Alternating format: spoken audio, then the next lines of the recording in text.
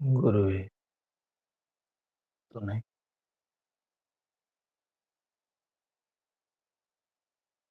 வாழ்க வையகம், வாழ்க வையகம், வாழ்க வளமுடன். குரு வாழ்க, குருவே துணை.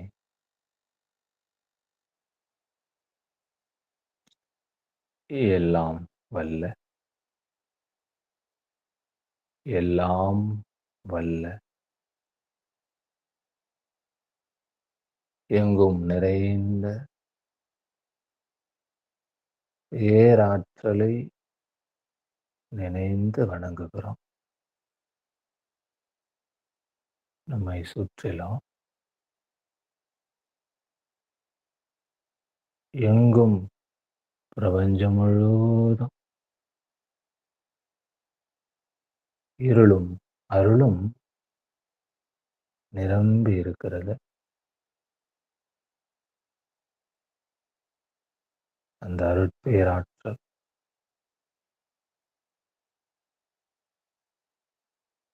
நம் உடலிலும் உயிரிலும்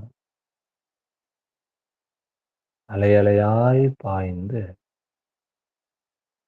நிரம்பிக் கொண்டே இருக்கிறது.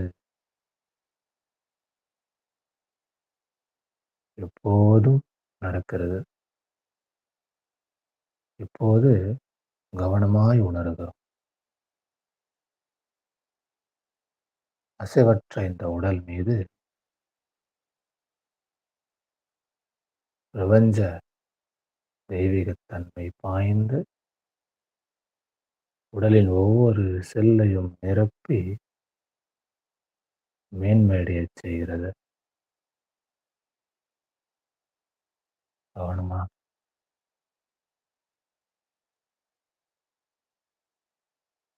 உள்ளும் புறம் எப்போதும் இருக்கிற தெய்வீக சக்தி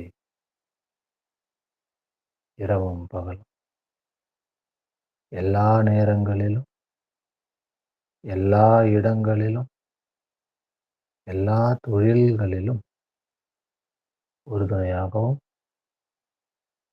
பாதுகாப்பாகவும் வழி நடத்துவதாகவும் அமையுமா.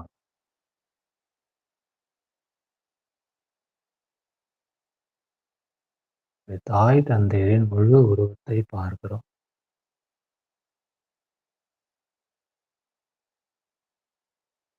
இந்த பிறப்பின் வாயிலாக இருக்கிற தாய் தந்தையரை வணங்குகிறோம். அவரின் ஆசைகளோடு கிடைத்த நம்முடைய மானசீக குரு அவரை மனக்கண் முன்னால கொண்டு வரும்.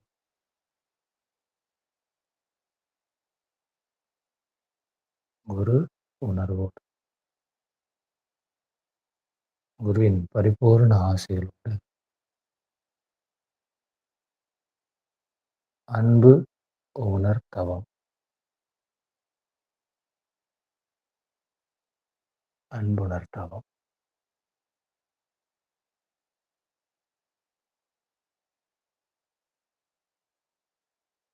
நம்முடைய மனதை கவனிக்கின்றோம். நம்முடைய மனம் எதையோ கவனிக்கிறது. அதையே நாம் கவனிக்கிறோம்.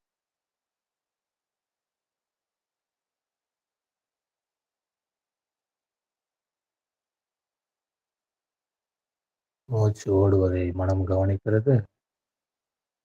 நாம் மனதை கவனிக்கிறோம்.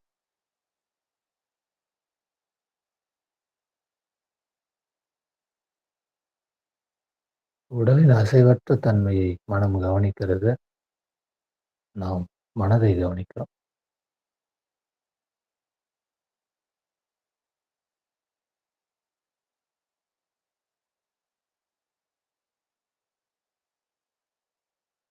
மனதின் அமைதியை மனம் கவனிக்கிறது. நாம் மனதை கவனிக்கிறோம்.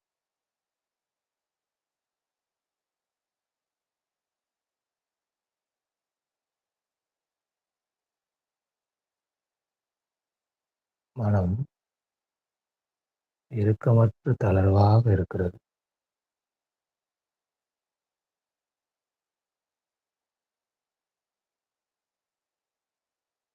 மனம் அமைதியா இருக்கிறது.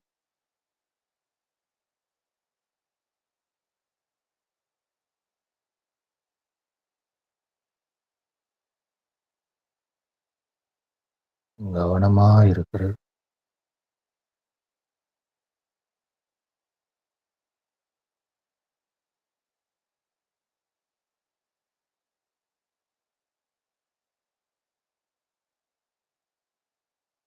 தளர்வாக இருக்கிறது.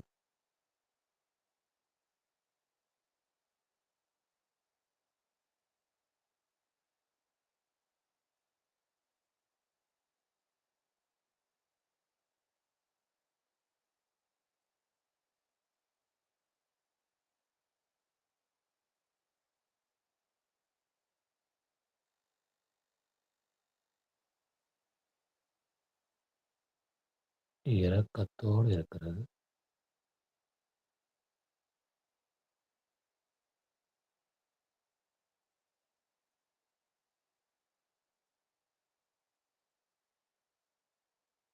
மனதில் கருணை இருக்கிறது.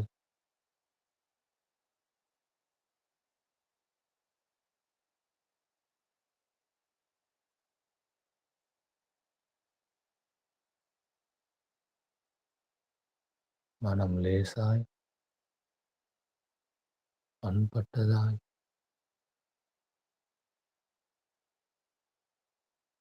அன்பாய் இருக்கிறது.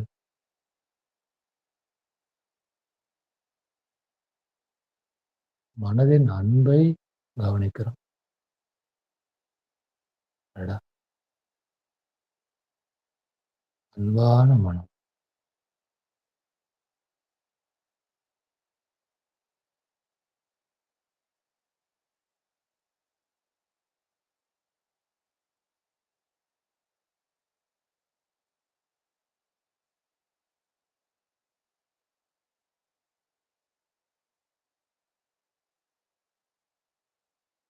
அன்பு மனம் முழுவதும் நிரம்பி இருக்கிறது.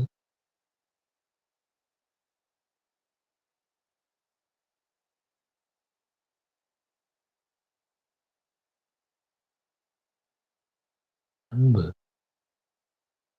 உள்ளே இருக்கிற உயிர் சக்தி முழுவதும் நிரம்பி இருக்கிறது.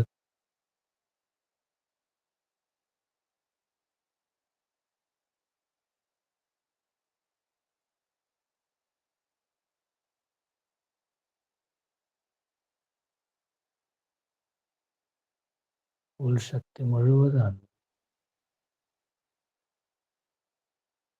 உடலில் இரத்தமாய் ஓடிக்கொண்டிருக்கிறது. அதே அன்பு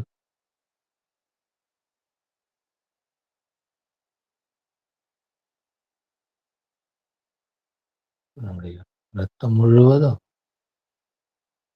அன்பு நிரம்பி இருக்கிறது. நம்மை வாழ்வித்துக் கொண்டிருக்கிறது.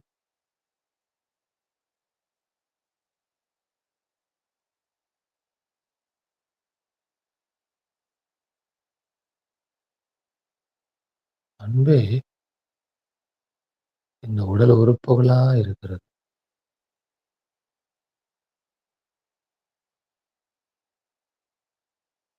உடல் உள் உறுப்புகள் ஒவ்வொன்றும் அன்பா இருந்து இயங்கிக் கொண்டிருக்கிறது. நம்மை வாழ்வித்துக் கொண்டிருக்கிறது. அவற்றின் அன்பை உணர்கிறோம். அவற்றின் மீது நமது அன்பையும் உணர்கிறோம்.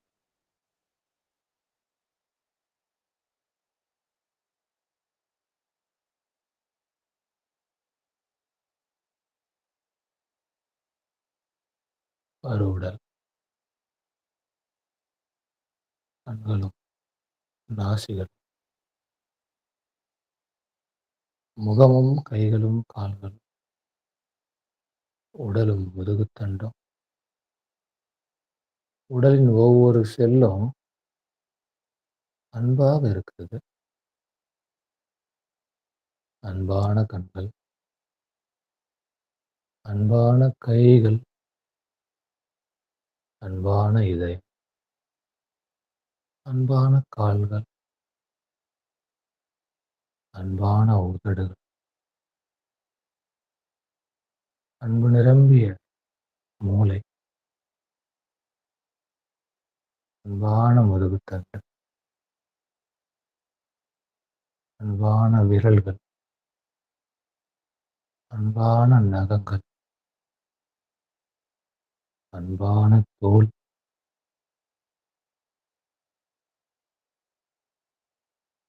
அன்பான மயிர்க்கால்கள்,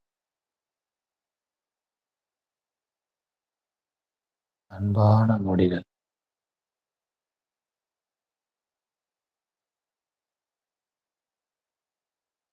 அன்பாய் அந்த முடிகளை தொட்டு நமக்கு உணர்வூட்டிக் கொண்டிருக்கிற காற்று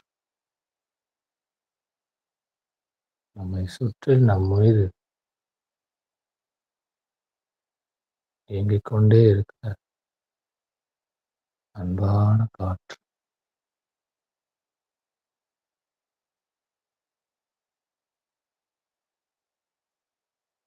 நம்மை சுற்றி உள்ள அன்பான இருள்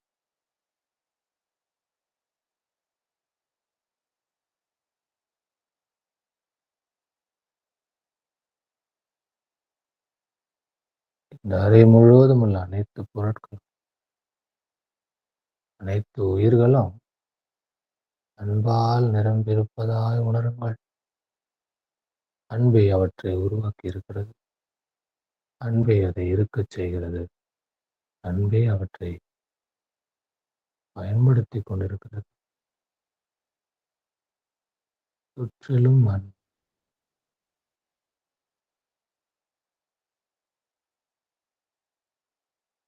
இந்த அறையின் சுவர்கள் முழுவதிலும் அன்பு. சுவரின் ஒவ்வொரு வண்ணத்திலும் அன்பு. சுவற்றின் ஒவ்வொரு செங்கல்லிலும் அன்பு. அதுவே நம்மை பாதுகாத்துக் கொண்டிருக்கிறது. சுவர்கள் அன்போடு நம்மை பாதுகாத்துக் கொண்டிருக்கின்றன. இந்த வீடு முழுவதும் அனைத்து அறைகளிலும் இருளாய் அன்பே நிரம்பி இருக்கிறது. ஒவ்வொரு சுவரிலும், வீட்டுள்ள ஒவ்வொரு பொருட்களிலும் அன்பு. சமையல் அறையில அன்பு, படுக்கை அறையிலே அன்பு, பூஜை அறையிலே அன்பு,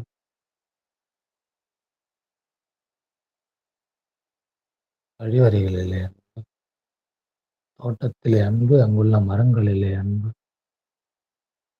செடிகளிலும் பூக்களிலும்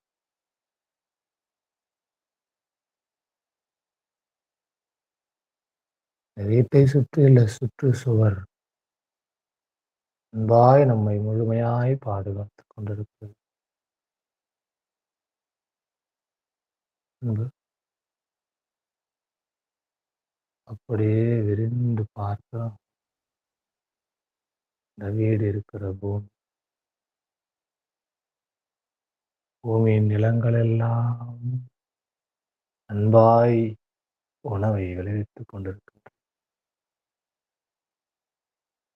பூமியில் உள்ள நிலங்கள் எல்லாம் அன்பாய் பூக்களை பூத்து குலுங்கிக் கொண்டிருக்கின்றன. பூமியில் உள்ள நிலங்கள் எல்லாம் அன்பாய் காய்கறிகளை உற்பத்தி செய்து கொண்டிருக்கின்றன. பூமியில் உள்ள நிலங்கள் எல்லாம் அன்பாய் இந்த உயிரினங்களை வாழ்வித்துக் கொண்டிருக்கின்றன. பூமியின் தாய்மையை, பூமியின் அன்பை உணர்வு. பூமியை அனைத்து உயிர்களுக்கும் நீராய் கடல்களை வடிவமைத்திருக்கின்றது. பூமியின் மீதுள்ள கடல்கள் அன்பால் நம்மை உயிர் வாழ்வித்துக் கொண்டிருக்கின்றன.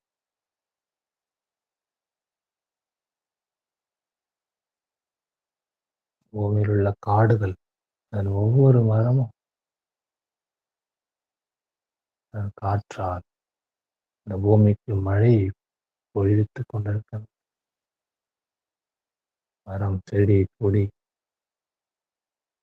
மலை, கடல் அனைத்தும் பூமி முழுவதும் அன்பு. அன்பு மட்டுமே அனைத்து உயிர்களால் அனைத்து உயிர்களால்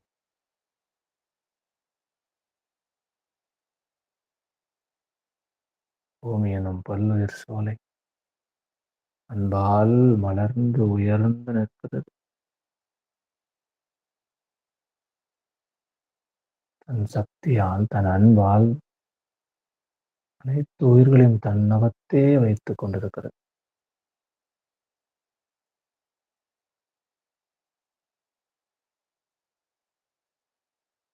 ஒரு தாயாய் அனைத்து உயிர்களையும் தன்னுள்ளே இறுக்கி அணைத்து பிடித்துக் கொண்டிருக்கிறது. பூமி தாயின் அன்பை உணர்வோம்.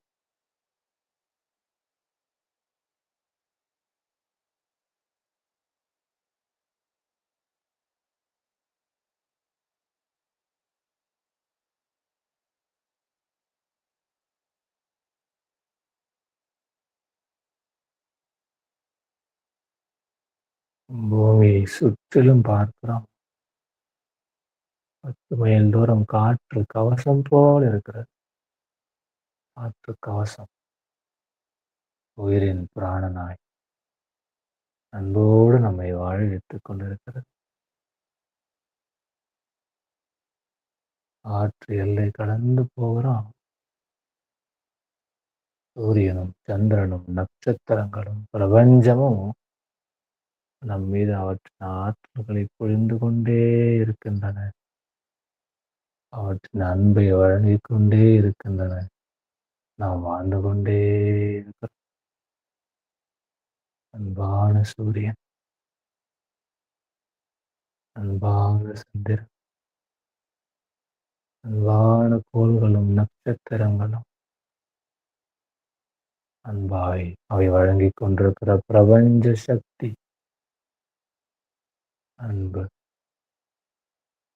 அன்பு பிரபஞ்சம் முழுவதும் அன்பு. அன்பு.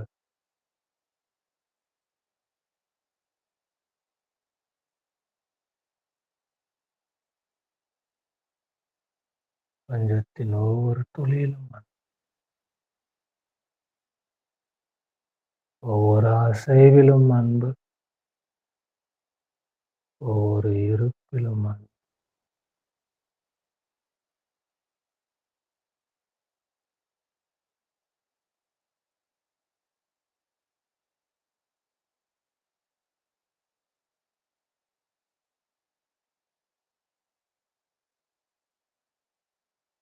பிரபஞ்சத்தின் ஒட்டுமொத்த அன்பும் அப்படியே நம் மீது பொழிவதை உணருங்கள்.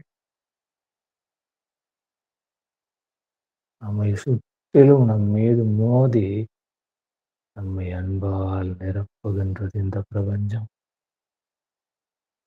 அன்பால் நிரப்புகிறது இந்த காற்று. அன்பால் நிரப்புகிறது இந்த சக்தி. அன்பால் நிரப்புகிறது இந்த பூமி.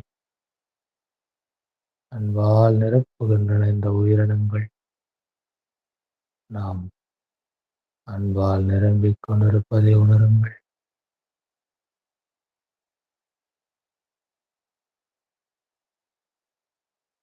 அன்பு நம்மை நிரப்பிக் கொண்டிருக்கிறது.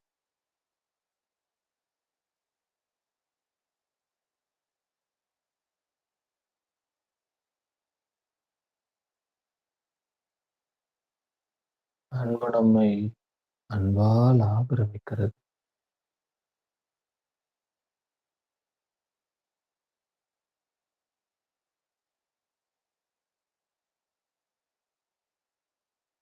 கருவுடல் தொடங்கி கருமையம் வரை அன்பு.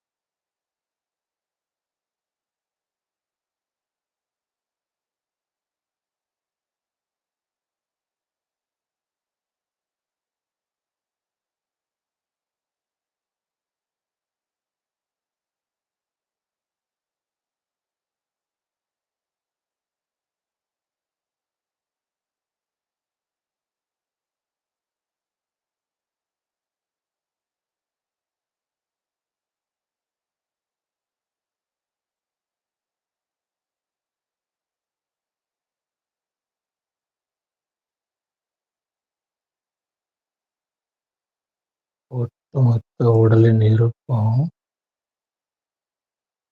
மனதின் இருப்பும், உணர்வின் இருப்பும் அன்பாய் மட்டுமே இருக்கிறது.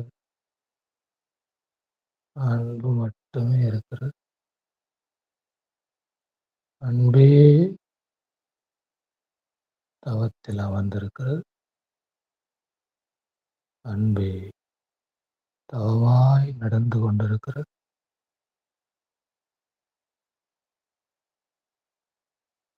உடல் முழுமையும் அன்பு, மனம் முழுவதும் அன்பு, அறிவு முழுவதும் அன்பு. அன்பு மட்டும்.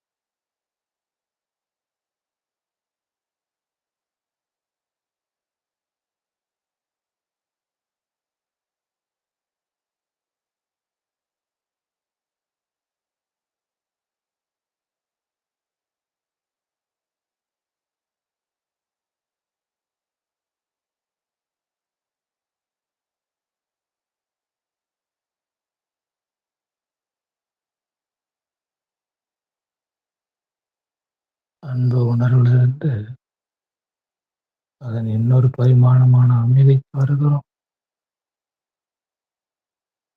மெய்சிலிர்க்கும் அமைதி,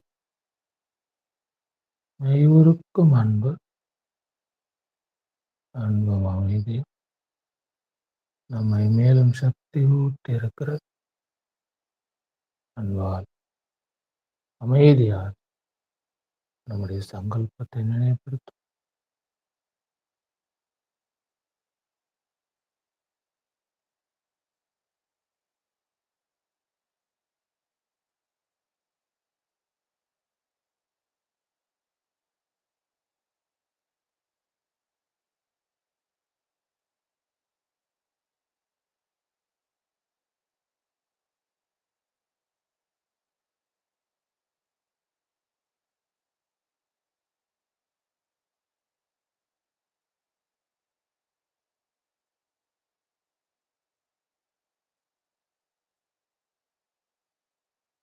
சங்கல்பம் நிகழ்ந்து வருகிறது.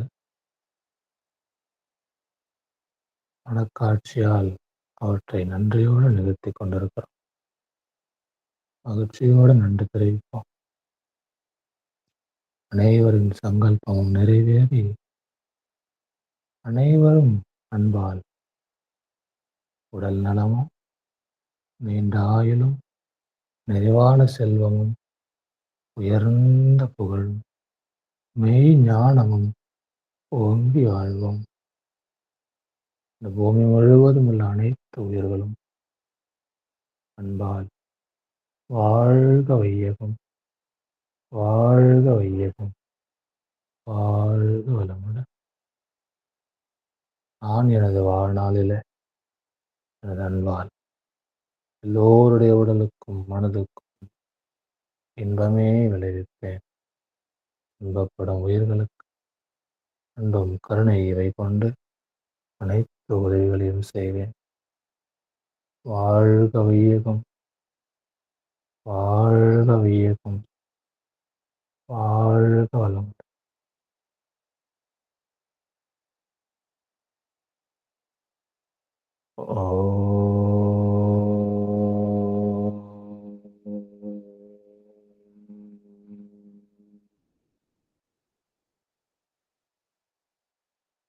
சாந்தி. சாந்தி, சாந்தி.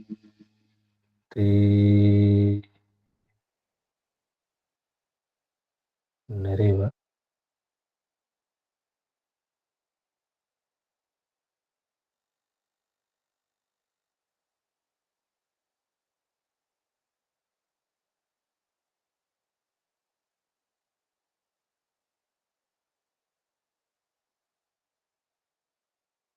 அன்பின் தெய்வச் சிலைகளாக இருக்கிற உங்கள் அனைவரையும் வணங்குகிறேன். அன்பை வணங்குகையில மனம் அன்பால் நிரம்பி இருக்கிறது. அன்பினால் அன்பை வணங்குகிறேன். வணக்கத்துக்குரிய உங்கள் தூய ஆத்மாக்கள் எப்போதும் இந்த அன்பு நிலையில் நிகழ்ந்து கொண்டிருக்கட்டும். அனைவரிடம் அன்பாய், அனைவருடன் அன்பாய் எப்போதும் இருக்க மன எழுச்சி கொள்வோம், மன இயக்கம் கொள்வோம். வாழ்க வளமுடன். இந்த அமைதியின் அதிகபட்ச உணர்வு நிலையில அது அன்பாய் பரிணமிக்கும்.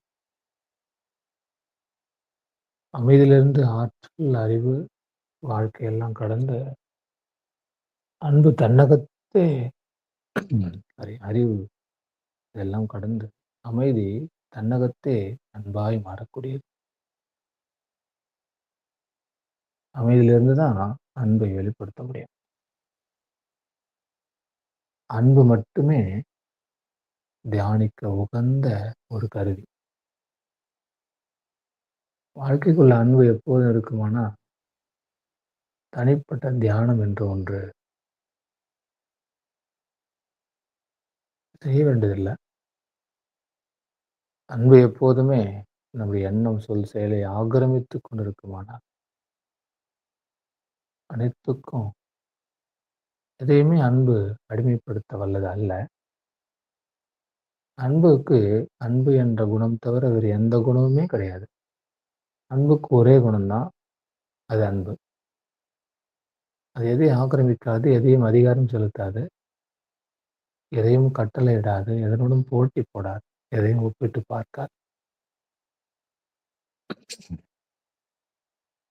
எனவேதான் தெய்வீக குணங்கள்னு சொன்னாலே 2 தான். ஒன்று அன்பு, இருப்பு, இன்னொன்று கருணை, இயக்கம். அவ்வளவுதான். எதுவுமே இல்லாத போது இருந்தது அன்பு. எல்லாமாக மாறிய போது அவற்றை வாழ்விக்க அந்த அன்பே தன்னை கருணையாய் பரிணமித்துக் கொள்ளுகிறது. அவ்வளவுதான். 2மே ஒன்றுதான். வித்தியாசத்துக்காக பேர் வைக்கப்படுது. இருப்பு அன்பு, இயக்கம் கருணை. தெய்வீகத்தின் ஒற்றை தெய்வீகத்தின் 2 வடிவங்களாக நாம் பார்க்கிறோம். சிலை என்பது இருப்பு, அது வழங்கும் அருள் என்பது கருணை. நல்லது. அன்பும் கருணையுமாய் அனைத்து உயிர்களோடும்னு மகரிஷி சொல்லுவாங்க. அப்போ இந்த அன்பை உணர்கிற வாய்ப்பை பெற்றவர்கள் தான் 6வது அறிவுடையவர்கள். இந்த அமைதியின் அன்பை உணரும் சக்தி 6வது அறிவுக்கு தான் உண்டு. இன்னும் கொஞ்சம் சிந்திச்சோம்னா, இதையே நாமாக விரும்பி உணர்வதாக இருக்கிறது. ஏன் அது எப்போதும் நம்முடனே இருக்கக்கூடாது? அதுவாகவே இருக்கலாமே. நம்மை தேடி புடிச்சு அதை அடையறதாக இருக்கிறது. தியானம் செய்து, கடவுளை வணங்கி, குருவை பெற்று, பிறகுதான் இந்த அன்பையும் கருணையும் உணரணுமா? ஏன் எப்பவுமே அது இருக்கக்கூடாதா நம்மகிட்ட? பிறந்ததிலிருந்தே நம்ம அன்பும் கருணை மிக்கவராக இருந்துவிட்டா எப்படி இருக்கும்? அப்படின்னு ஒரு எண்ணம் இருக்கணும். இப்பதான் தோன்றுது அந்த எண்ணம். ஆமால்ல. எதுக்கு கோவம், வெறுப்பு, கவலை, பொறாமை, வஞ்சம், போட்டி, வெற்றி, தோல்விலாம் இருக்கு? வெறுமனே பிறக்கிறோம், அன்போடு இருக்கிறோம். அப்படி இருந்தா எப்படி இருக்கும்? அடடா! இந்த உலகமே அப்படி இருந்தா, ஒவ்வொரு நபரும் அப்படி இருந்தா, ஒவ்வொரு நபரும் அப்படி இருந்துவிட்டா, அடுத்த பிறப்பு இருக்காது. பிறப்பு இருக்க வேண்டும் என்பதற்காக மக்கள் கோவமா, வெறுப்பா, கவலையா இருக்கிறாங்களா? அப்படின்னா அதுவும் இல்ல. இப்ப நம்முடைய இருப்பு இருக்கு இல்லையா? நம்ம பிறந்து வாழ்ந்துட்டு இருக்கோம். இந்த இருப்பின் பூரணத்துவம் அன்பு மட்டும்தான். ம். இந்த இருப்பிலே இருக்கிற ஒரிஜினல் குணம் என்பது அன்பு மட்டும். ஆனா மனிதன் இந்த இயற்கை வளங்களை வாழ்க்கை வளங்களாக மாற்றக்கூடிய சக்தியை உணர்ந்து கொண்ட உடனேயே, எல்லாவற்றையும் வாழ்க்கைக்கு தேவையான வளங்களாக மாற்றிக் கொள்ளுகிறான். மண்ணை எடுத்து சுவர் எழுப்பிக் கொள்ளுகிறான். பூமியில இருக்கக்கூடிய தங்கத்தை எடுத்து ஆபரணமாக்கிக் கொள்ளுகிறான். தாவரங்களை எடுத்து உடையாக்கிக் கொள்ளுகிறான். நாற்காலியாக்கிக் கொள்ளுகிறான். மேலும் இருக்கக்கூடிய பொருட்கள்லாம் எடுத்து, எடுத்து, எடுத்து அவன் எப்படி சுலபமாக வாழ்ந்துவிட முடியுமோ, அதற்காக என்னவெல்லாம் இருந்தால் நலமாக இருக்குமோ, அது எல்லாவற்றையும் படைத்துக் கொள்ளுகிறான்.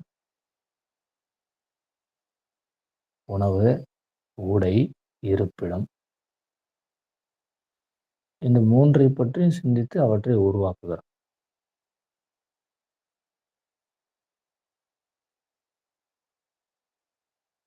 ஒரு ஆப்பிள் உருவாக்கப்பட வேண்டியது அல்ல. அது ஏற்கனவே இருக்கிறது. ஒரு பேரீச்சை பழம் உருவாக்கப்பட வேண்டியது அல்ல. ஒரு கொய்யாக்கனி உருவாக்கப்பட வேண்டியது அல்ல. அப்ப இந்த உணவு என்று நம்ம பார்க்கும்போது, இங்க ஏற்கனவே அது இருக்கத்தான் செய்கிறது. ஆனா, மனிதன் வேற எதையோ ஒண்ணு அதுல பார்க்குறான். இருக்குது சாப்பிடுறான், இருக்குது சாப்பிடுறான், உயிர் வாழ்றான். இல்லாத நிலையை உணர்கிறான். பசியோட இருக்கிறான் போல. மனதில ஏதோ ஒரு துன்பத்த உணர்றான். மறுபடியும் சில காலத்துக்கு பிறகு அதே உணவு கிடைக்கிறது. அப்போ மனதுக்குள்ள சிந்தனை ஆற்றல். அடடா! நம்ம இருக்கும்போது 2 சாப்பிட்டுட்டு அதோட விட்டுர்றோம். இல்லாத காலம் ஒண்ணு வருது. அப்ப இருக்கும்போதே நம்ம பறித்து பாதுகாப்பா வைத்துக்கொண்டா, அது இல்லாத காலத்திலயும் பயன்படுத்திக் கொள்ளலாம் இல்லையா? என்று சிந்திக்கிறான். இது சிந்தனை என்று சொல்ல முடியாது. அவனுடைய சோம்பேறித்தனம்னு தான் சொல்லலாம். காரணம், ஒவ்வொரு நாளுமே இந்த உலகத்தில் நாம் வாழ்வதற்குரிய உணவு இருந்து கொண்டே இருக்கிறது. இன்று பழமாக இருந்தா நாளைக்கு காய்கறியா இருக்கும். இன்னொரு நாள் காற்றாக இருக்கும். இன்னொரு நாள் தண்ணியா இருக்கும். அப்படி வாழ்க்கை ஆண்டு முழுவதும் நமக்கு உணவு இருந்து கொண்டு தான் இருக்கிறது பூமியில. அப்போ அந்த அறியாமை என்ற ஒன்றும் அறிவோடு சேர்ந்திருப்பதால, அவன் அதை சேர்த்து வைத்துக் கொள்ள முயற்சி செய்யறான். அப்போது அது பத்தல. அப்ப என்ன பண்றான், அது கூட அறியாமை தான். அப்போ அந்த விதைய போட்டா அது ஏதோ ஒண்ணு வெளிய வந்து முளைக்குது. அதுதான் ரொம்ப வருஷத்துக்கு அப்புறம் அந்த பழத்தை குடுக்குதுன்னு சொன்னோனே, அந்த விதைகளை சேகரித்து விவசாயியா மாறிடுறான்.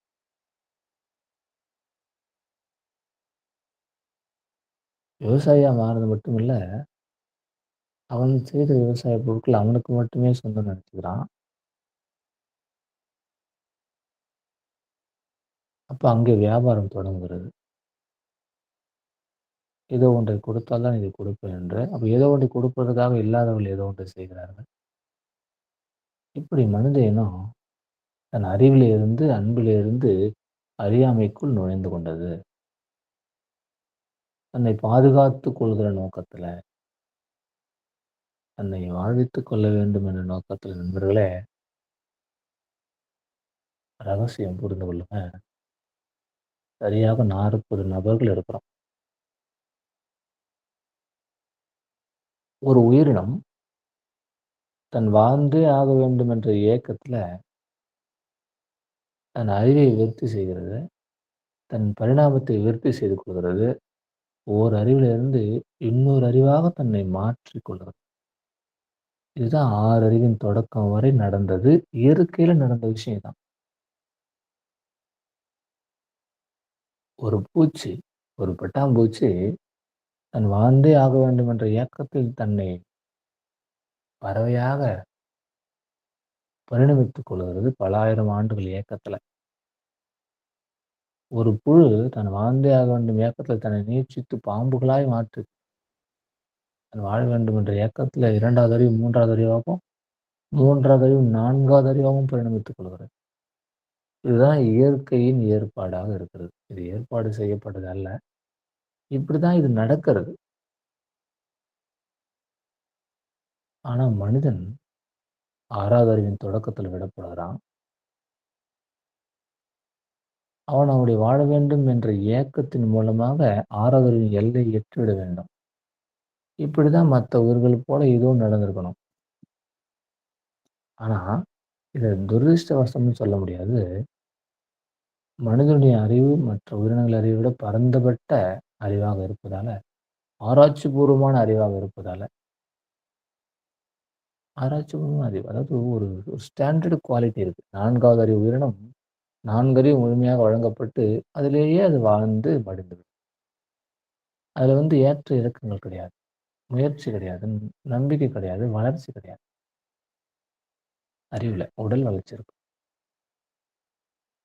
ஆனா 6வது அறிவு தொடக்கத்திலே விடப்பட்ட மனிதன், 6வது அறிவு முழுமை பெற்றவனாக மாறுவதற்கு அவன் செய்கிற பயணத்துல, இயற்கை வளங்களை வாழ்வின் வளங்களாக மாற்றிக்கொண்டு அவன் பயணம் செய்கிறான். அப்படி செய்யும்போது, வாழ்க்கையின் வளங்களை அவன் உற்பத்தி செய்யும்போது, அது இன்னும் இருந்தா நல்லாருக்கும்.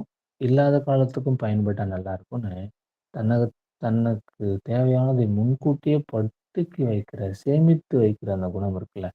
நான் சொல்றேன்ல பசங்களுக்கு சேமிப்பு குணம் தூண்டணும்னு சொல்லிட்டு. ஸோ அதுதான் மனிதனின் சுயநலத்தின் முதல் செயல். முதல் செயல் அதான். அதுதான் சேமித்து வைத்து பார்க்கிறான். 6 மாசம் பொறுத்து எடுத்து அத உணவாக்கிக் கொள்கிறான். அப்போது இருந்தத விட இப்போ கொஞ்சம் சுவை குறைந்திருக்கிறது. அப்போ அத இன்னும் கொஞ்சம் சுவை கூட்டணும்னு நினைக்கிறான். அங்க தான் சமையல் ஏற்படுகிறது. தீயை உண்டாக்குகிறான். தீயை கண்டுபிடிக்கிறான். அதுக்கு முன்னாடியெல்லாம் விலங்குகள வச்சு சாப்பிட்டுருந்தான். அதுக்கு பிறகு அப்போ அந்த சமையல் என்ற ஒன்றை உருவாக்குகிறது. சுவை கூட்டியா. ஸோ இப்படிதான் மனிதனுடைய 6வது அறிவை நோக்கிய இந்த பயணத்துல நிறைய பொருட்களை சேர்த்து, சேர்த்து, சேர்த்து, சேர்த்து நாம் ஒரு பயணம் செய்து கொண்டிருக்கிறோம். அது 6வது எல்லையை நோக்கி சென்று அதை அடைந்து விட வேண்டும் என்பதை மறந்து, தான் உருவாக்கிய உணவுப் பொருட்களிலும், வாழ்க்கை உபயோகப் பொருட்களிலும், வீட்டிலும், மத்த அனைத்து பொருட்களிலும் தான் சிக்கிக்கொண்டு, இதுவே சுகமா இருக்கு. இங்கேயே இருந்துடலாம்னு நெனச்சுட்டான். அப்ப அவனுடைய ஏக்கம் கிடைக்காதபோது, அது கிடைப்பதற்காக சில உயிரினங்களை துன்பப்படுத்துகிறான். அந்த துன்பப்பட்ட உயிர்கள் வருந்துகின்றன.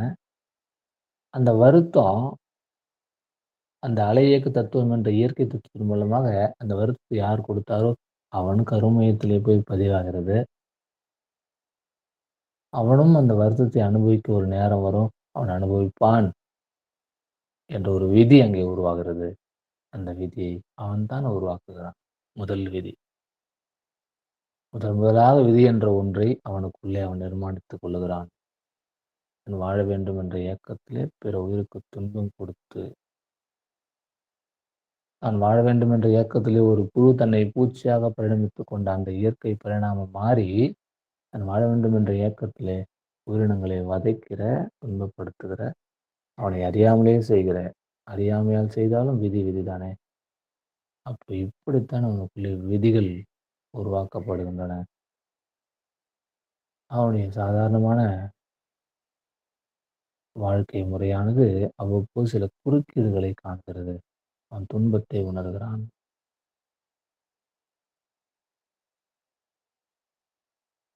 இப்ப இப்படி துன்பத்தை உணரும்போது, அந்த துன்பத்தை போக்க மேலும் சில துன்ப செயல்களை செய்கிறான். பிற உயிர்களை வதைக்கிறான், துன்பப்படுத்துகிறான். மனிதனை மனிதனே துன்பப்படுத்திக் கொள்கிறான். மேலும் புதிய விதிகள் அவனுக்குள்ளே உருவாகின்றன. கருமையம் இன்னும் களங்கம் மிக்கதாய், மென்மையான கருமையம் இப்போது ஒரு கடினமான கருமையமாய் மாறுகிறது. அப்ப அவை சேர சேர சேர 1, 2ஆக 2, 1000 ஆகி 1000 லட்சங்களாகி லட்சம் கோடிகளாய் அவன் செயல்கள், எண்ணங்கள் மூலமாய் அவன் கருமையத்தை துன்பத்தோடு வாழக்கூடிய கருமையமாய் மாற்றிக் கொள்கிறான். அனுபவப் பொருட்களின் எண்ணிக்கையை பெருக்கிக் கொள்கிறான். மகிழ்ச்சியை தேடக்கூடிய ஒன்றாக மாறிவிடுகிறது. தேடுகிறான். தேட தேட தேட புதியவற்றை உற்பத்தி செய்கிறான். இப்படி கிடைக்குமா? அப்படி கிடைக்குமா? அப்படி கிடைக்குமா? இதில கிடைக்குமா? அதில கிடைக்குமா? இவர் கொடுப்பாரா? அது கொடுக்குமா? என்று என்று என்று என்று இந்த உலகை இப்போது இருக்கிற இந்த நிலைக்கு கொண்டு வந்து வைத்திருக்கிறான்.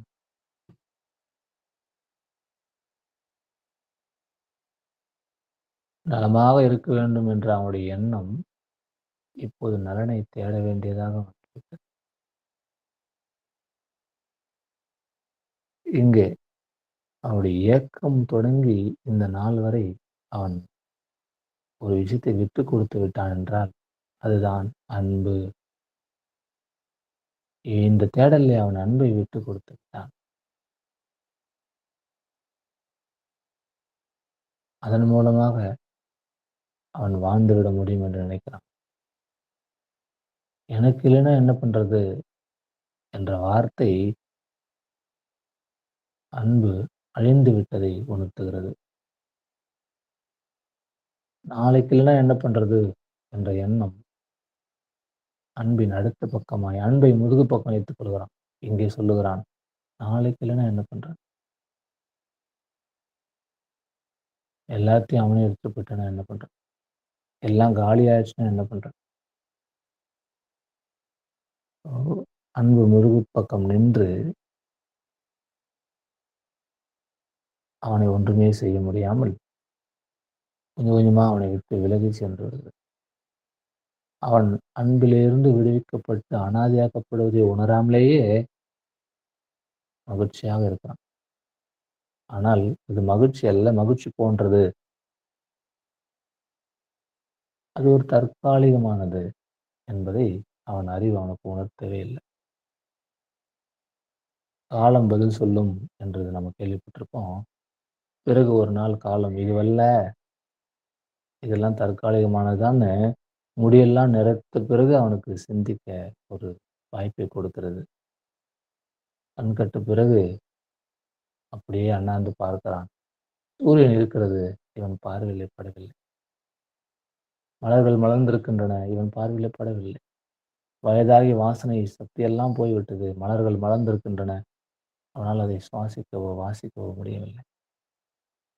கண்கொள்ளா காட்சிகள் அனைத்தும் நம்மை சுற்றி எப்போதுமே இருந்து கொண்டே இருந்தது என்பதை உணர்கிற தருவாயில் அந்த காட்சிகளை காண்கிற கண்கள் செயலிழந்து போயிருக்கின்றன. மனிதன் பாவப்பட்ட பிராணியாய் மாறிவிடுகிறான். பிறகு அவனுக்கு ஒரு ஊன்றுகோல் தேவைப்படுகிறது. உதவிகள் தேவைப்படுகின்றன. மருத்துவம் தேவைப்படுகிறது. அன்பு தேவைப்படுகிறது. இது மனித இன பரிணாமத்தில் நடந்த விஷயங்கள். மனிதனுடைய இந்த வாழ்க்கை நிலையை பார்க்கும்போது இதை நம்ம வளர்ச்சி என்று எப்படி சொல்ல முடியும்? இதைத்தான் நாம வளர்ச்சி என்று சொல்லிக் கொண்டிருக்கிறோம். வளர்ச்சி. இப்ப யார் உண்மையிலேயே வளர்ந்திருக்கிறா? இங்க வளர்ச்சி பெற்ற மனிதரை நம்ம கண்ணால பார்க்க முடியுதா பாருங்களேன். இந்த ஆஸ்பெக்ட்ல நம்ம ஆராய்ச்சி பண்ணி பார்க்கும்போது, வளர்ச்சியற்ற மனம் இங்கே எங்கும் நிறைந்திருக்கிறது. வளர்ச்சியுடைய மனிதர்கள் எங்கே இருக்கிறார்? பணம், பொருள், வீடு, வசதி எவ்வளவோ இருக்கிறது. வளர்ச்சி எது? இதெல்லாம் வளர்ச்சியா? இதுதான் மனித பிறப்பு. இந்த இயற்கையாக கொடுத்த மனித பிறப்பு இயற்கையை உருவாக்கியது. இந்த மனித பிறப்பின் எல்லை இதை உருவாக்கத்தானா? இதிலே சிக்கிக் கொள்ளத்தானா? இதிலே துன்பப்படத்தானா? தான், தனது என்ற அதிகார போதை, அந்த ஆணவ போதை.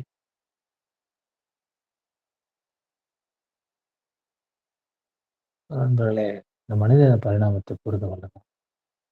இது புரிந்து கொண்ட பிறகுதான் உள்ள இருக்கக்கூடிய அன்பு எட்டி பார்க்கும். நமக்குள்ள இருக்கு. இன்னும் ஓடி ஒதுங்கி விடவில்லை. எனவே தான் காலை எழுந்து கண்களை மூடி உட்காருகிறோம். நமக்குள்ள அந்த அன்பு தன்னை இவன் எப்போதாவது தொடர்பு கொண்டு விட வேண்டும், பயன்படுத்திக் கொள்ள வேண்டும் என்று இருந்து கொண்டு தான் இருக்கிறது. தியானத்தின் மூலம் மேல் இருக்கக்கூடிய இந்த கழிவுகளெல்லாம் கடந்து உள்ளே சென்று அந்த அன்பை எடுக்கிறோம் வெளியில. அன்பு கண் விழித்த உடனேயே அன்பு ஒரு பிரம்மாஸ்திரம் மாதிரி. அதை சுத்தி இருக்கக்கூடிய அனைத்து அசுரர்களையும் அப்படியே அழித்து விடும். வறுமை தருகிற அனைத்து கலகங்களையும், விதிகளையும், துன்பம் தருகிற அனைத்து விஷயங்களையும் அன்பு கண் விழித்த உடனேயே அழித்து விடும். எந்த செயலும் தேவையில்ல. கண் விழித்துக் கொண்டால் போதும் அன்பு. கண் விழித்துக் கொண்டால் போதும். அனைத்து நரகத்தின் தன்மைகளையும் அழித்துவிடும். அனைத்து அசுரர்களையும் கொன்று குவித்துவிடும். அன்பு எனும் ஒற்றை ஆயுதம் போதுமானது. அனைத்துக்கும் அதுவே போதுமானது. அது அதையும் எதையும் சேர்த்துக் கொள்ளாது. எதையும் விடுவிக்கவும் செய்யாது. எதையும் எதிர்க்காது. எதனோடும் அப்போடே எதனோடு மட்டுமே இணைந்து கொள்ளவும் செய்யாது. அது இருப்பு. இதுதான் மனிதனின் இயல்பு நிலை. அதான் இயேசு சொல்றாரு. மனிதர்களே மனம் திரும்புங்கள். இயல்பு நிலைக்கு திரும்புங்கள். பரலோக சாம்ராஜ்யம் சமீபத்தில் இருக்கிறது. பரலோக சாம்ராஜ்யம்ன்ற அந்த ஞான நிலை உங்களுக்குள்ள இருக்கு. சமீபமா நெருங்கி இருக்கு உங்களோட. அதான் வள்ளலார் சொல்றாரு. அருட்பெரும் ஜோதி, அறிவு, அன்பு. மதுரை சொல்றாங்க. அன்பும் கருணையுமாய் அனைத்து உயிர்களோடும் இன்ப ஊற்றாய் அறிவாய் இயங்கும் பராபரமே இன்ப ஊற்றாய் நிறைந்த இறைவா. என்னுள் உள்ள இன்ப ஊற்றாய் அந்த அன்பே நிரம்பி இருக்கிறது. அதை விழித்திடச் செய்தீர்கள் இப்போது இந்த தியானத்துல. போதுமானது. ஓஷோ சொல்றாரு, உனக்கு வழங்கப்பட்டது என்னவென்று நீ புரிந்து கொண்ட பிறகு அதுவே உனக்கு போதுமானது. பல வேளைகளில் அதுவே மிக அதிகமானது. அது எடுத்து பயன்படுத்தவே நமக்கு டைம் கிடையாது. ஆனா நமக்கு தெரியும்போது வயசாயிருதே. அது எப்போ உணர்ந்திருக்கணும்? 10, 15 வயசுல உணர்ந்திருக்கணும். இப்ப இருக்கிற அன்பை எடுத்து பயன்படுத்தவே நேரம் கம்மியா தான் இருக்கு. இனி அன்பை அப்படியே பொழியணும். அன்புனா எதையாவது குடுக்குறது இல்ல. முதல்ல அத புரிஞ்சுக்கணும். எல்லாருக்கும் எல்லாத்தையும் எடுத்து குடுத்துறது அது இல்ல. அன்பு என்பது இருப்பு. தயவு செய்து புரிந்து கொள்ளுங்கள். அன்பு என்பது கொடுப்பதோ, பெறுவதோ அல்ல. அன்பு என்பது இருப்பு. உங்கள் இருப்பு எப்போது அன்பாக இருக்க வேண்டும். உங்கள் அருகாமை பலருக்கு மகிழ்ச்சியை கொடுக்க வேண்டும். நீங்கள் கொடுக்கிற பொருள் அல்ல. உங்கள் அருகாமை ஒரு உணரும்போது, உங்க கூட இருந்தாலே சந்தோஷமா இருங்க. அப்படி இருக்கும். அது எதுவும் நீங்க எதுவும் தர்றதில்ல நீங்க அத. அது என்னவோ உங்கள பார்த்தாலே ஒரு மகிழ்ச்சி. உங்க கண்கள்ல ஏதோ உங்க இருப்புல, உங்க அருகாமையில, உங்க தொடுதல்ல, உங்கள கட்டி அணைக்கையில, ஏதோ ஒரு ஒரு ஒரு மகிழ்ச்சிய உணர்றேன். ஒரு நிறைவை உணர்கிறேன். அப்படின்னு எல்லாரும் சொல்லணும். அதுதான் அன்புன்னு பேரு. அதுதான். அப்படி உங்கள் வாழ்க்கையை நிகழ்த்த முடிகிறதா? முடியுமா? அப்படின்னு யோசிங்க. முடியாது அப்படின்னா எதுவுமே கிடையாது. அப்படி முடியாமல் போனால், நீங்கள் முடிவு செய்யாமல் இருக்கிறீர்கள்னு அர்த்தம். நீங்கள் முடிவு செய்துவிட்டால் முடிந்துவிடும். முயற்சி, மகிழ்ச்சி. நண்பர்களே, இப்ப நம்ம பேசுன இந்த விஷயம், 0 டூ எண்ட் பேசுறோம். பிறப்பற்ற தன்மையிலிருந்து பிறப்பாகி, மனிதனாகி, வளர்ந்து இன்னைக்கு இருக்கிற இந்த நிலை வரை நாம் புரிஞ்சுட்டு இருக்கோம்னு நினைக்கிறேன். மனிதனுடைய தியரி ஆஃப் த எவல்யூஷன். இது சும்மா நேத்து முந்தினத்து நடந்த விஷயம் இல்லைங்க. பல 1000 ஆண்டு, பல கோடி ஆண்டுகள் ஆகியிருக்குன்னு சொல்றாங்க. சூரியன்லேருந்து சூரியன் உற்பத்தி ஆன பிறகு பல கோடி ஆண்டுகளுக்கு பிறகு தான் பூமி அது வெளியிடுகிறது. பூமியை தன்னிடமிருந்து பிரசவிக்கிறது. பூமி பல 1000 ஆண்டுகள் இங்கே வெறும் ஒரு அணுகுண்டு மாரி இருந்திருக்கும். ஒரு இரும்பு குண்டு மாரி. பிறகு அது சுழன்று, சுழன்று, சுழன்று பிரபஞ்ச ஆற்றலோடு இயங்கி, இயங்கி, இயங்கி மண்ணாகி, நீராகி, நெருப்பாகி, என்னென்னவோ ஆகி தன்னை அப்படியே செடிகளாக தன்னை பிரசவிக்கிறது. பூமி பிரசவித்தது தான் செடிகள். பூமியின் குழந்தைகள் செடிகள். செடிகள் மலர்களாய் தன்னை பிரசவித்துக் கொள்கின்றன. மரங்கள் கனிகளாய் தன்னை பிரசவித்துக் கொள்ளுகின்றன. அதன் வாழ வேண்டும் என்ற ஏக்கத்திலே அதை ஓரறிவாகி, இரண்டறிவாகி, மூன்றறிவாகி என்று மனிதனாகி பிரசவித்துக் கொண்டிருக்கிறது. இந்த பிரசவங்கள் அனைத்துமே அன்பால் உருவானது. அன்பு இல்லை என்றால் எப்படி பிரசவம் நடக்கும்? பிரசவம் என்ற ஒன்று இல்லை என்றால் இந்த உலகத்தில் ஏது உண்டு? எதுவுமே இல்ல. இதுதான் ஜெனடிக் என்ஜினியரிங். இதுதான் சொல்லிக் குடுக்கணும். ஆனா என்ன சொல்லித் தராங்கன்னு தெரியல. ஆனா இது ஏதோ சொல்லிக் குடுத்து ஜெனடிக் இன்ஜினியரிங்ல ஜெனடிக் எரர உருவாக்குறாங்க. Genetically error. இதெல்லாம் நம்ம கவனிச்சு புரிஞ்சுக்கணும். இது எல்லாவற்றையும் நம்ம இப்ப எப்ப தெரிஞ்சுக்கிட்டோம்னா, காலையில தெரிஞ்சுக்கிட்டோம். இந்த அதிகாலை பிரம்ம முகூர்த்த வேலையில நம்முடைய நம்ம பத்தி புரிஞ்சுட்டு இருக்கோம். அடடா! நம்ம எப்பேர்ப்பட்ட படைப்பு, எப்பேர்ப்பட்ட பரிமாணம். எப்படியெல்லாம் இப்படி உருவாகி நிற்கின்றோம். இந்த உருவாக்கம், இந்த பூமியில நம்முடைய இருப்பு, நம்முடைய அமர்வு, எப்படியெல்லாம் எதையெல்லாம் கடந்து வந்து இங்க உட்கார்ந்துருக்கிறோம். அடடா! இத பண்ணவா உட்கார்ந்துருக்கோம்? ஒரு கடையில உட்காந்துட்டு சாக்லேட் குடுத்து 50 காசு சாக்லேட் வாங்கி ரூ. 1க்கு 50 காசு லாபம் பெறவா வந்திருக்கிறோம்? கஷ்டப்பட்டு காலைல எழுந்து குளிச்சுட்டு, பேக்கெல்லாம் மாட்டிக்கிட்டு, கோட்டு, டை எல்லாம் போட்டு, பெல்ட் இடுப்பா டைல இடுப்புல பெல்ட் டைட்டா கட்டிட்டு, டை கட்டிட்டு, கழுத்த இறுக்கிக்கிட்டு, சோப்பு, சீப்பு, கண்ணாடி எல்லாம் பயன்படுத்தி, இந்த உலக இயக்கங்களுக்குள்ள தொலைச்சுக்கிட்டு, பரபரப்பாக மாற்றிக்கொண்டு, எதையெதையோ சிந்தித்துக் கொண்டு, எல்லார போலவும் நாம இருக்க முடியாதான்னு ஏங்கி எல்லாருமே தப்பு தப்பா இருக்கிறாங்க. அதுபோல நாம இருக்கணும்னு நெனச்சுக்கிட்டு, அனைத்து அறியாமையும் கட்டவிழ்த்து விட்டு, பிறகு வாழ்க்கை துன்பமா இருக்குதுன்னு சொல்றது எவ்வளோ பெரிய அநியாயம். இந்த அதிகாலை பொழுது தான் இன்னைக்கு நம்முடைய மாயாஜாலம்.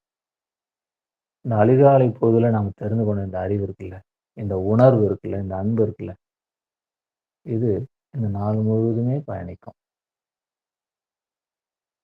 நீங்க காலை பொழுதுல உருவாக்குகிற உங்கள் மனநிலை எப்போதுமே இருக்கும். ஃபர்ஸ்ட் இம்ப்ரஷன் அப்படின்னு சொல்லுவாங்க. காலை தான் நமக்கு இருக்கக்கூடிய ஃபர்ஸ்ட் இம்ப்ரஷன். காலை பொழுதை நீங்கள் எவ்வளவு அழகாக உருவாக்குகிறீர்களோ, அந்த நாள் முழுவதும் அப்படித்தான் இருக்கும். காலை நீங்க எத கேட்குறீங்க? எத பேசுறீங்க? எத செய்றீங்க? என்ன உணர்வு இருக்கிறது? சில பேருக்கு அலாரம் அடிக்கும்போதே டென்ஷன் ஆயிடும். அதுக்குள்ள பொழுது விடிஞ்சு போச்சு, ச்சே! அவ்வளோதான். அந்த நாள் முழுவதும் சொல்றதுக்கு நெறைய வாய்ப்பு கிடைக்கும். அவ்வளோதான். இந்த ஹோல் டே ச்சேன்னு போயிட்டே இருக்கும். அலாரம் அடிக்கும்போதே அதுக்கு தான் சில பேர் புடிச்ச இசை வைப்பாங்க. சில பேர் அந்த இசையிலே தூங்கிடுவாங்க. அது ஒரு விஷயம். அந்த இசையோட அடடா! எவ்வளோ அழகா இருக்கு. அந்த இசைய கேட்டுட்டு கடைசியா முடியிற வரைக்கும் கேட்டு அப்புறம் ஆஃப் பண்ணுவாங்க. அந்த நாள் முழுவதும் அவங்களுக்கு இசையாகவே இருக்கும். எல்லாமே இசை போல இருக்கும். எல்லாமே அவங்க அனுபவிக்கக்கூடிய விஷயமா மாறிடும். எந்திரிக்கும்போதே டபால் டிபால்னு போட்டு உருட்டி, மத்தவங்கலாம் தூங்கிட்டு இருப்பாங்க. அவங்கள எப்படியாவது சத்தம் போட்டு எழுப்புவாங்க சில பேர்லாம். கூப்பிடுவதே இல்ல. சட்டி பானைய உருட்டி, கதவ திறந்து லைட்ட போடுவாங்க பாருங்க. அப்பா! பயங்கரமா இருக்கும். சில குழந்தைங்கலாம் தூங்கினே இருக்கும். டப்புனு வந்து ஃபேன ஆஃப் பண்ணுவாங்க. "எந்திரி" ஆனா அந்த அம்மா, அந்த குழந்தை நல்லா இருக்குன்னு ஆசைப்படுற அம்மா, தூங்கிட்டு இருக்கும்போது ஃபேன ஆஃப் பண்ணி லைட்ட போடுவாங்க பாருங்களேன். இதை விட ஒரு குழந்தைக்கு நீங்க அநியாயம் பண்ணவே முடியாதுங்க. இது மிகப்பெரிய அநியாயம். நம்ம நெனச்சுட்டு இருக்கோம். ஓ! பிள்ளைய சீக்கிரம் எழுப்பி ஸ்கூலுக்கு அனுப்பணும், சாப்பாட ஊட்டி, அது பக்கத்துல உட்காந்து தொட்டு காமிச்சு, "ராஜா நான் என் பாப்பா எழுப்பும் டெய்லி அவளுக்கு கை குடுத்து, "பார்த்துக்கொள், ஹேப்பி பர்த்டே" சொல்லி தான் எழுப்புவேன். நம்ம அப்படித்தான் சொல்லுவேன். Happy birthday. இந்த காலை சாதாரணமான காலை பொழுது கிடையாது. நம்மலாம் விழிச்சிருக்கிறோம், உயிரோட இருக்கிறோம், தியானம்லாம் பண்றோம். சாதாரண விஷயம் இல்லங்க. நீங்க கவுண்ட் போட்டு பார்த்தா ஆச்சரியப்படுவீங்க. ஹாஸ்பிட்டல் இல்லாம வீட்டுக்குள்ள இருந்தவங்க. Night good night, hi, hello, எல்லாரும் குட் நைட், ஹேப்பி, நல்லா போய் ஜாலியா தூங்குங்க அப்படின்னு சொல்லிட்டு போறவங்கள்ல கிட்டத்தட்ட ஒரு 10,000 பேர் வரைக்கும் காலைல எந்திரிப்பதே கிடையாது. In India. இந்த கவுண்ட் எனக்கு கரெக்ட்டா தெரியல. அது 10,000த்துக்கு மேல போது. ஒரு நாளும் மிக ஆரோக்கியமாக தூங்கச் சென்ற ஒரு நபர் காலை எழுந்து விடுகிறார். எழுந்திரிப்பதே இல்லை என்ற சூழ்நிலையில, நாம் இன்னைக்கு காலைல எந்திரிச்சோம். உயிரோட இருக்கிறோம். எஸ். அற்புதமான காலை பொழுதை நாம் பார்க்க முடிகிறது. இந்த நாள் நமக்கு வாய்த்திருக்கிறது. நாளை வாய்க்குமான்னு தெரியல. இன்னைக்கு வாய்த்திருக்கிறது. நன்றி. அப்ப அந்த நாளை எல்லோருக்கும் பரிசு தரணும்ல.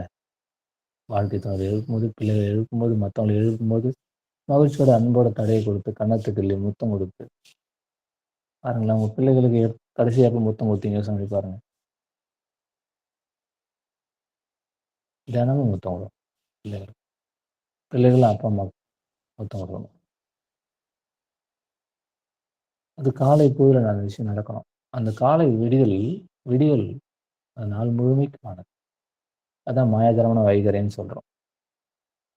அதில எந்திரிக்கும்போது, நான் உயிரோட இருக்கேன். எஸ். Thank you. உணர்வோட இருக்கிறேன். எஸ். Thank you. பெட்ஷீட் என்ன?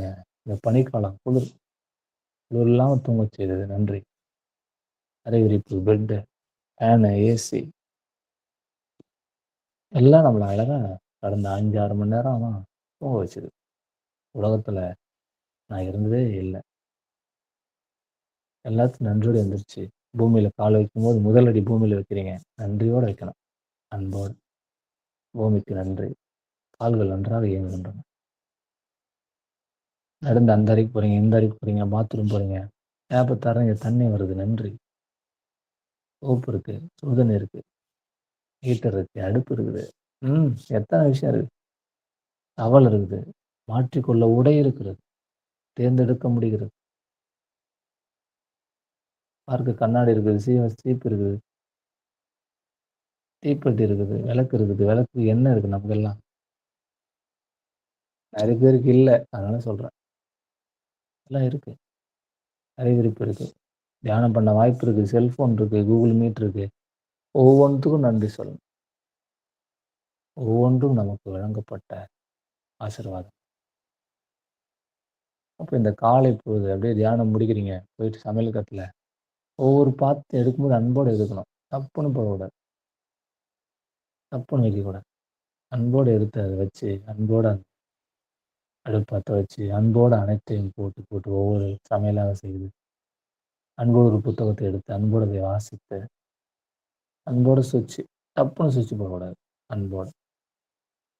அது நமக்கு காத்து குடுக்குது. நமக்கு வெளிச்சத்த குடுக்குது. நமக்கு உணவு குடுக்குது. இல்ல நம்மள ஆரோக்கியமா வச்சுக்குது. நம்மள சுறுசுறுப்பா வச்சுக்குது. எல்லாமே அதுக்கு தான் இருக்கு. நம்ம வீட்ல ஏன் மகிழ்ச்சி? எல்லா பொருளையும் ஏன் வச்சிருக்கோம்? நம்மள மகிழ்ச்சியா வச்சுக்குதாங்க. அப்ப அந்த பொருள ஹேண்டில் பண்ணும்போது நம்ம மகிழ்ச்சியா வைத்துக்கொள்ள வாங்குன பொருட்கள நீங்க ஹேண்டில் பண்ணும்போது மகிழ்ச்சியா தானே ஹேண்டில் பண்ணணும்.